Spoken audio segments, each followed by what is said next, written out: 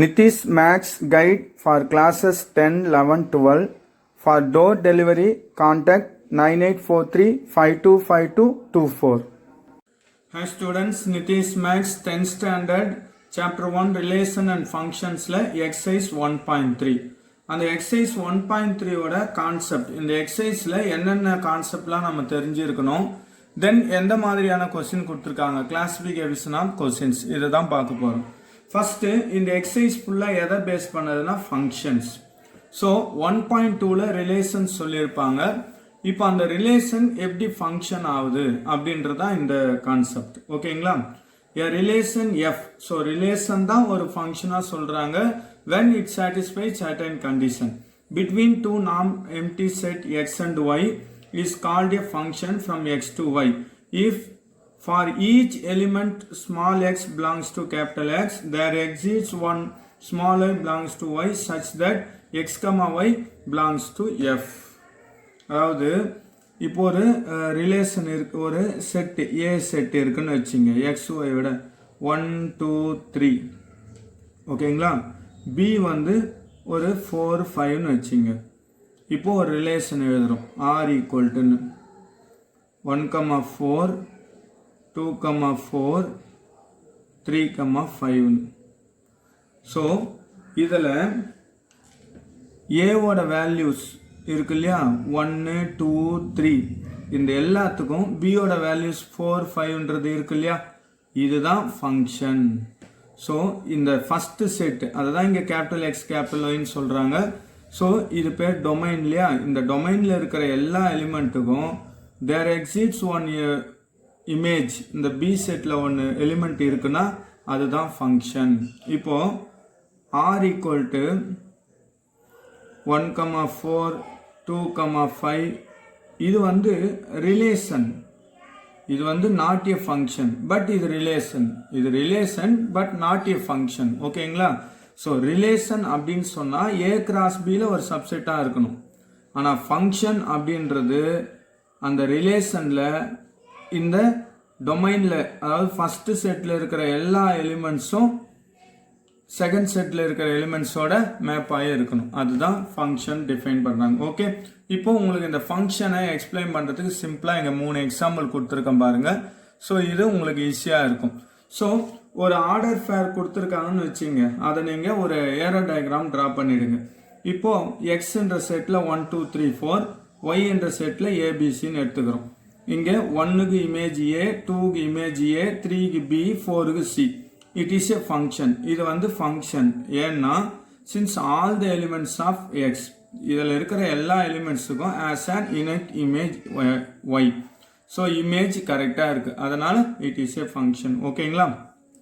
So ஃபங்க்ஷனாக இல்லையான்றதுக்கு இந்த ரீசன் எழுதுனா போதும். இப்போ நாட் எ ஃபங்க்ஷன்னா 2 டிஃப்ரெண்ட் ரீசன்ஸ் இருக்குது. ஃபர்ஸ்ட் ஒன் இங்கே பாருங்கள், இங்கே 4ன்ற எலிமெண்ட்டுக்கு மேப்பிங்கே இல்லை, அதாவது இமேஜே இல்லை. It is not a function since one element 4 in X has no image. No image இருந்தா it is not a function. அது ஒரு reason. ஓகேங்களா? not a reasonக்கு இது ஒரு reason. another one இங்க பாருங்க, 2க்கு, அதாவது 1 goes to A, 2 goes to B and 2 goes to C, 3 goes to A, 4 goes to B ன்னு இருக்கு. அதாவது 2ன்ற எலிமெண்ட்டுக்கு 2 டிஃப்ரெண்ட் இமேஜ் இருக்கு. 2க்கு பியும் ஒரு இமேஜ், சியும் ஒரு இமேஜ்ன்றாங்க. ஸோ இந்த மாதிரி 2 இமேஜஸ், ஒரு பர்டிகுலர் எலிமெண்ட்டுக்கு 2 இமேஜஸ் இருந்தாலும் அது நாட் ஏ ஃபங்க்ஷன். ஓகேங்களா? ஸோ ஃபங்க்ஷனா நாட் ஏ ஃபங்க்ஷனா அப்படின்றத இது பண்ணிக்கிறோம். இப்போ ஜென்ரலாக ஒரு ரீகால் செகண்ட் எக்ஸசைஸ்லேயே இதை பற்றி சொல்லியிருப்போம், இருந்தாலும் திரும்பவும் ஒரு ரீகால் பண்ணுறோம். இந்த டயக்ராம்ஸ் படி ஃபர்ஸ்ட் செட் எக்ஸ் இருக்கு இல்லையா, 1 2 3 4, அதுதான் டொமைன். ஓகே, செகண்ட் செட் அந்த ஏபிசின்னு வருது இல்லையா, அதுதான் வந்து ரேஞ்ச். அந்த ஆன்சர்ஸ் வந்து கோடொமைன். இது வந்து என்னது, கோடொமைன். ரேஞ்ச் ஆர் கோடொமைன் எதுனாலும். ஸோ இது வந்து கோடொமைன். ரேஞ்ச் என்றது என்னன்னா செட் ஆஃப் ஆல் இமேஜஸ். ஓகேங்களா? இங்கே கரெக்டாக இருக்கிறதுனால இங்கே ஒரு எக்ஸாம்பிள் எழுதிருக்க பாருங்க. இப்போ 1 2 3 ஃபர்ஸ்ட் செட் எக்ஸ், ஒய்ன்றதுல 1 4 9 16 எழுதுறோம். இப்போ 1 ஸ்கொயர் 1, 2 ஸ்கொயர் 4, 3 ஸ்கொயர் 9. இப்போ இங்க கோடொமைன்ன்றது 1 4 9 16 மொத்தமா சேர்த்து. ரேஞ்சுன்றது 1ஓட இமேஜ் 1, 2ஓட இமேஜ் 4, 3ஓட இமேஜ் 9. இந்த 3 தான் 149 தான் ரேஞ்சுன்றது. கோடமைன்ன்றது 14916. ஓகேங்களா? So range is a subset of codomain. சில டைம் ரேஞ்சும் கோடமைன் ஈக்குவலாக இருக்கும், சில டைம் ரேஞ்சு கோடமைனுக்கு சப்செட்டாக இருக்கும். ஓகேங்களா? எஸ். இமேஜ் அப்படின்னு சொன்னால் எக்ஸ் டு ஒய், அதாவது டொமைன்லேருந்து கோடொமைனுக்கு எந்த எலிமெண்ட்டோட மேப் ஆகிருக்கோ அதுதான் இமேஜ். ப்ரீ இமேஜ்னா கோடொமைன்லேருந்து டொமைனோட எது மேப் ஆகிருக்கோ. இப்போ இந்த சிக்கு வந்து ப்ரீ இமேஜ் என்னன்னா 4. ஓகேங்களா? பிக்கு இமேஜ் ப்ரீ இமேஜ்னா 3. இமேஜ்னா 3ஓட இமேஜ் பி, 4ஓட இமேஜ் சி. அப்படி first set to second set image, second set to பேக்ல வர ப்ரீவியஸ் செட் வந்து ப்ரீ இமேஜ். ஓகேங்களா? இதை பற்றி செகண்ட் எக்ஸசைஸ்லேயே கூட நம்ம ஏற்கனவே கிளியர் எக்ஸ்பிளனேஷன் வீடியோ போட்டிருக்கோம், அதை பாருங்க. ஓகேங்களா? இப்போ நெக்ஸ்ட் சில நோட்ஸ், இம்பார்ட்டன்ட் நோட்ஸ் அப்படின்னு சொல்லிட்டு இந்த concept. If it is relation, ஒரு ரிலேஷன் செக் பண்றதுக்கு ஒரு ஆர்டர் ஃபேர் கொடுத்துட்டு இது வந்து ஃபங்க்ஷனா அப்படியா. If a relation given as set of order pair, use arrow diagram to check function or not. ஒரு ஆர்டர் ஃபேர் கொடுத்துருக்காங்கன்னு நினைச்சீங்க, நீங்க ஏரோ டயக்ராம் போட்டுங்கன்னா ஈஸியா நம்ம சொல்லிடலாம். ஓகேங்களா? இது ஒரு 1 மார்க்கு யூஸ் ஆகும். n ஆஃப் ஏ, அதாவது ஏ பின்ற ஒரு நான் எம்டி செட்ல n ஆஃப் ஏல p எலிமெண்ட்ஸ் இருக்கு, n ஆஃப் பில q எலிமெண்ட்ஸ் இருக்குன்னு வச்சுங்க. Then total number of functions, எத்தனை ஃபங்க்ஷன்ஸ் ஏ டு பி கண்டுபிடிக்க பாசிபிள்னா q power p, q power p. ஓகேங்களா? இது வந்து ஒரு 1 மார்க்குக்கு யூஸ் ஆகும். இது வச்சு எந்த சம்மும் இல்லை, பட் 1 மார்க்ஸ்ல கேட்கலாம், பார்த்துங்க. நவ் இந்த எக்ஸசைஸ்ல இருக்கிற கிளாசிபிகேஷன் ஆஃப் கொஸ்டின்ஸ். இந்த எக்ஸசைஸ்ல என்னென்ன மாடல் கொஸ்டின்ஸ்லாம் இருக்குன்னா மொத்தம் 3 கேட்டகரி தாங்க. ஃபர்ஸ்ட் சில கொஸ்டின்ஸ் ஆர்டர் ஃபேரா இல்லை நம்ம ஆர்டர் ஃபேர் கண்டுபிடிச்சிட்டு அந்த ரிலேஷன் ஃபங்க்ஷனா இல்லையான்னு செக் பண்ணுறது. கொஸ்டின் நம்பர் 1, 2, எக்ஸாம்பிள் 1.6, 1.7, 1.8, இப்படி 5 சம்ஸ் ஃபங்க்ஷனா இல்லையான்னு செக் பண்ணுற மாதிரி வரும். இதில் ஃபர்ஸ்ட் சம்மும் 1.6 மட்டும், கூடவே எக்ஸ்ட்ராவா டொமைன், கோடொமைன், ரேஞ்சு கேட்டிருப்பாங்க. ஓகேங்களா? மற்றபடி இந்த செகண்ட் கொஸ்டின் 1.7, 1.8லாம் ஃபங்க்ஷனா இல்லையா அப்படின்னு செக் பண்ணுறது. Okay. Next second category of sums என்ன, find the value of X. F of X இப்படி கொடுத்துருவாங்க. F of X equal to 2x minus 3 அப்படின்னு ஒரு ஜென்ரலாக கொடுத்துட்டு இந்த எக்ஸுக்கு F of 2, F of 1 minus X, இந்த மாதிரி டிஃப்ரெண்ட் வேல்யூ கொடுத்துட்டு என்ன ஆன்சர் வரும் அப்படின்னு கண்டுபிடிக்கிற மாதிரி சம்ஸ் எல்லாமே 3, 4, 5, 6, 8, எக்ஸாம்பிள் 1.9, இப்படி 6 சம்ஸ் இந்த பேட்டர்ன் பேஸ் பண்ணி வருது. ஸோ ஒரு ஃபங்க்ஷன் கொடுத்துட்டு எஃப் ஆஃப் எக்ஸ்னு ஒரு ஈக்குவேஷன் கொடுத்துட்டு அதில் இந்த மாதிரி வேல்யூஸ்லாம் சப்ஸ்டிட் பண்ணுற மாதிரி. ஓகேங்களா? தென் கடைசியா ஃபங்க்ஷன்ஸ் இன் வேட் ப்ராப்ளம் 7, 9, 10ன்னு ஒரு 3 சம்ஸ்ல வேட் ப்ராப்ளம்ஸ்ல எப்படி ஃபங்க்ஷன்ஸ் இன்வால்வ் ஆகுது அப்படின்ற எக்ஸ்பிளைன் பண்ற மாதிரி இந்த 3 சம்ஸ். இதுல 7th சம் ஒரு கியூப், ஒரு ஸ்கொயர் ஷேப் பேப்பரை கட் பண்ணி கியூபாய்டு கொண்டு வந்து அது ஃபைண்ட் அவுட் பண்ற வேல்யூம் என்னன்னு ஒரு கியூபிக் ஃபங்க்ஷன் வர்ற மாதிரி எழுதுறது. 9th sums distance equal speed into டைம்னு ஒரு சிம்பிள் சம். இது 10th சம் கொஞ்சம் லென்த்தியா இருக்கும், 5 மார்க் மாதிரி நம்ம கான்சன்ட்ரேட் பண்ணலாம்.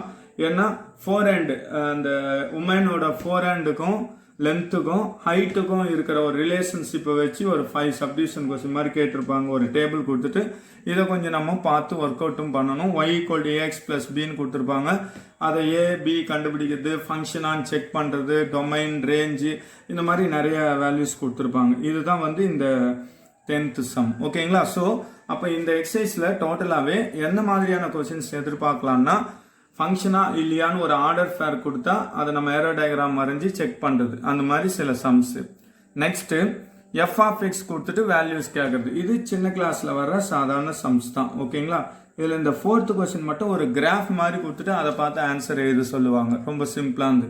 தென் ஃபைனலாக வேட் ப்ராப்ளம்ஸ்ல அந்த எஃப் ஆஃப் எக்ஸ்ன்ற ஃபங்க்ஷன் எப்படி யூஸ் ஆகுதுன்ற மாதிரி 7, 9, 10ன்னு இதில் கொஸ்டின் நம்பர் 10 மட்டும் கொஞ்சம் லென்த்தியாக இருக்கும், 5 மார்க் மாதிரி. அதை ஒர்க் அவுட் பண்ணி பாருங்க. Okay students, so before going to the exercise, நம்ம யூடியூப் வீடியோஸில் நிதிஷ் மேக்ஸ் என்ற யூடியூப்ல நீங்கள் பிளேலிஸ்ட்ல போனீங்களான்னா முதல்ல இது இருக்கும், இந்த எக்ஸசைஸோட கான்செப்டும் கிளாசிபிகேஷன் கொஸ்டினும். தென் இந்த ஆர்டரில் 1 2 1.6 1.7 1.8 அடுத்து 3 4 இந்த ஆர்டரில் சம்ஸ் அப்படியே வீடியோ 1 by 1 வரும். ஸோ நீங்கள் ஃபர்ஸ்ட் சம்மில் ஆரம்பிச்சிங்களான்னா தொடர்ந்து ஒரே பேட்டர்ன் சம், இந்த ஹெட்டிங் முடிஞ்சோடனே தேர்ட் சம் ஆரம்பிச்சிங்களான்னா அந்த பேட்டர்ன் சம்ஸ், கடைசியாக வேட் ப்ராப்ளம் சொல்லிட்டு லைன் பை லைனாக வரும். ஒரு செல்ஃப் ஸ்டடிக்கு உங்களுக்கு ரொம்ப யூஸ்ஃபுல்லாக இருக்கும். இது ரொம்ப பிடிச்சிருந்தா சப்ஸ்கிரைப் பண்ணுங்க, ஃப்ரெண்ட்ஸுங்களுக்கு ஷேர் பண்ணுங்க, மறக்காம வாட்ச் பண்ணுங்க. உங்களோட ப்ராக்டிஸுக்காக ஒரு தெளிவான அறிவு வரணும், நாலேஜ் வரணும். இப்போ பார்த்தீங்கன்னா இதில் எந்த சம் ரொம்ப முக்கியன்றதை விட்டுட்டு என்ன டைப்பாக கேட்டிருக்காங்க. ஸோ இப்போ ஓனா ஒரு சம் கொடுத்துட்டு இப்போ நான் புக்கில் இல்லாத ஒரு சம் கேட்குறேன். F of X equal to X by 2 + 5 இப்படின்னு கொடுத்துட்டு find the value of f of 5 plus f of 10 whole divided by 2 கேட்டா you are able to do. Sir இது புக்ல இல்ல ஓனுன்னு கேட்க முடியாது, இந்த கான்செப்ட் இருக்கு இல்லையா. ஸோ அதுதான் கான்செப்ட் ரொம்ப முக்கியம். இப்போ இங்க ஸ்பீடு சம்மாரி கேட்டிருக்காங்க, அங்க பிளேன்னு கொடுத்துருக்காங்க. நம்ம வந்து என்ன செய்யலாம், ஒரு பஸ்ஸு ஸ்பீட் அப்படின்னு கூட கேட்கலாம். தென் இந்த கொஸ்டின் நம்பர் 10 ஒரு டேபிள் காலம் கொடுத்துருக்காங்கன்னா அந்த கான்செப்ட் புரிஞ்சிருந்தா வேற ரிலேஷன் கூட ஒரு டேபிள் காலம் கொடுத்து கூட கேட்கலாம். ஸோ நமக்கு சம்ஸ் இது முக்கியமா அது முக்கியமான்றதை விட என்ன மாதிரியான சம்ஸ் இருக்கு அதை எப்படி ஆன்சர் பண்ணலாம் அந்த ஐடியா இருந்தா உங்களுக்கு நல்ல நாலேஜ் வரும். அதை பேஸ் பண்ண ஓன் சம்ஸ் இல்லை கிரியேட்டட் சம் எது கேட்டாலும் you are able to answer it. So students மறக்காம இந்த மெத்தடை ஃபாலோ பண்ணுங்க, உங்களுக்கு ரொம்ப யூஸ்ஃபுல்லா இருக்கும். Okay, thank you.